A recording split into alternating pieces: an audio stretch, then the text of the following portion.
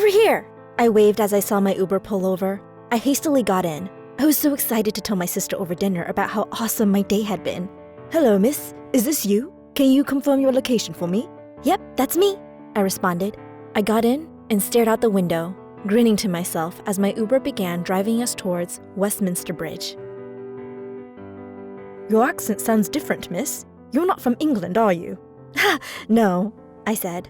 I actually attended an international high school, so people often think that I'm from the... What just happened? I shouted. I frantically looked outside where a crowd of panic-ridden people ran past our car.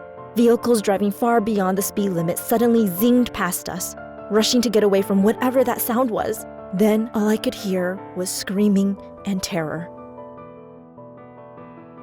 What's going on? I was panicking now. Miss, I think there's been a terrorist attack. Please don't panic. I'm going to get us out of here. Let me turn the vehicle around so we can get to safety. I began hyperventilating. I couldn't breathe. All I could think was, get me the hell out of here. A terrorist attack? Will there be an explosion? This can't be real. No. This isn't my last day. No. I just need to wake up. We were both just as lost as the other. We had no idea where the attack was happening, who was causing it, and what evil could come running around the corner. I'm going to get on this bridge and drive us to safety. No, not the bridge, I screamed. What if there's a bomb there? It was too late. We were already driving over. There, I saw one of the most horrific scenes of my life. I looked to my right. There was a woman in the car next to me crying her eyes out. The fear in her face, I will never forget. She had so much sadness in her eyes as she glanced towards the other end of the bridge. And then I saw it too. Lifeless bodies were laying on the ground, trampled and bleeding. I looked to my left. More bodies were everywhere. So many injured bodies surrounded me. Limbs were no longer intact. I had never seen the human body so damaged, and there was blood everywhere. There was only mayhem and madness. People were screaming. Others were running over to the bodies trying to help all the injured people around us. I saw a woman as she caressed a man's limp body, stroking him as if she already knew. I dialed the phone and called my parents. Dad? Yes? I think I'm in a terrorist attack. I don't know what's happening. I'm in an Uber. There are bodies all around me and I'm scared. I don't know if they're coming to hurt us now. I don't know if they're on the bridge too. My voice was trembling. Is this a joke? This isn't funny, he said. I was hysterical at this point. I couldn't even speak anymore. I love you so much. We're going to try to get out. Let me call you back. I love you, Dad. I hung up. I couldn't even hold my phone anymore. Miss, don't panic. I promise we're going to get you out. Don't cry, okay? It is my job to get you out of here. I nodded. Duck your head. You don't know if someone may shoot. I did as he said.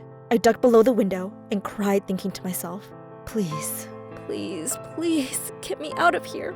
I had one final glance as I looked at the carnage around me. So many bodies, so many cars driving in panic, and I was useless. I couldn't help but cry and hide. My driver frantically tried to swerve around cars. He drove so fast that we almost hit 2 other cars in front of us. I guess they were thinking the same thing. Everything was chaotic. I had never seen so much fear in so many faces.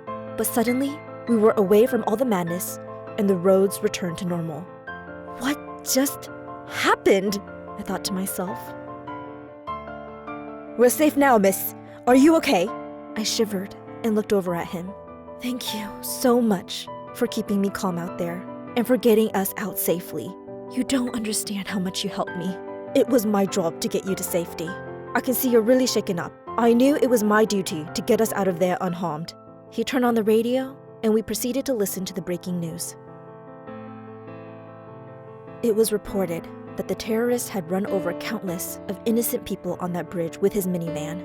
The gunshots that we heard came from the police officer stopping the attacker from reaching Parliament.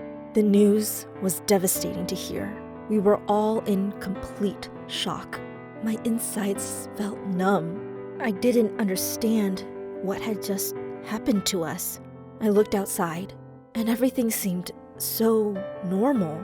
No one had any idea what had just happened to us and the other victims left on that bridge. The driver dropped me off in front of the apartment. "Have a good day, miss. Bless you." I sat there for a bit before I proceeded to thank him some more. I got out and felt shaky on my 2 feet. I had just cried so much, but I still managed to walk into my sister's apartment. The second I stepped in, I sat on the ground and started bawling my eyes out. "What the hell happened?" my sister shouted. "Check the news. I just witnessed the most fucked up scene of my life." Her boyfriend and I all sat around the computer, reading every article and watched all live reports from every news station we could find. I am so grateful to have gotten out of this incident unharmed. Seeing so many innocent, good people fall victim to this attack was unfair and unjust. My heart goes out to all the victims and families that were involved in this attack. Remember to be grateful for your loved ones. Live each day to the fullest, as you never know what might hit you.